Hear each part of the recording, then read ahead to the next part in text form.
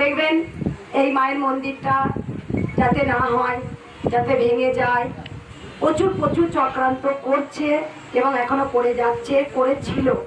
Same একই কতগুলো একটা দল আছে, একটা গ্যাং আছে, তারা ফেক ফেক আইডি বার করে তারা কৃষ্ণকালী মায়ের মন্দিরটা হতে দেবে না, এই প্ল্যানিং করছে।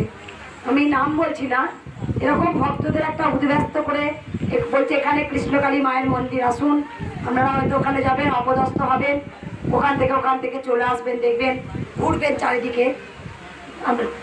সবাই জানেন যে কৃষ্ণকালী মায়ের কাছে এলে খালি হাতে এলে ভরা হাতে যায়।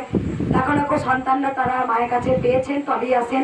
কৃষ্ণকালী মায়ের কাছে শুধু একটা ভক্ত নয়, এখানে হাজার হাজার ভক্ত আসেন, লাখো লাখো ভক্ত আসেন, আপনারা দেখেছেন। এভরিডে ভক্তরা আসেন, এত কাদা জল সবাই আসেন। কিছু কিছু আমি প্রথমেই বলছি একটা গ্যাং আছে, সেই গ্যাংটা কি করছে, আমার লাইফে এসে ঢুকে কৃষ্ণকালী মায়ের অ্যাড্রেস দিয়ে দিচ্ছে, যেখানে আসুন এটা কৃষ্ণকালী মায়ের মন্দির।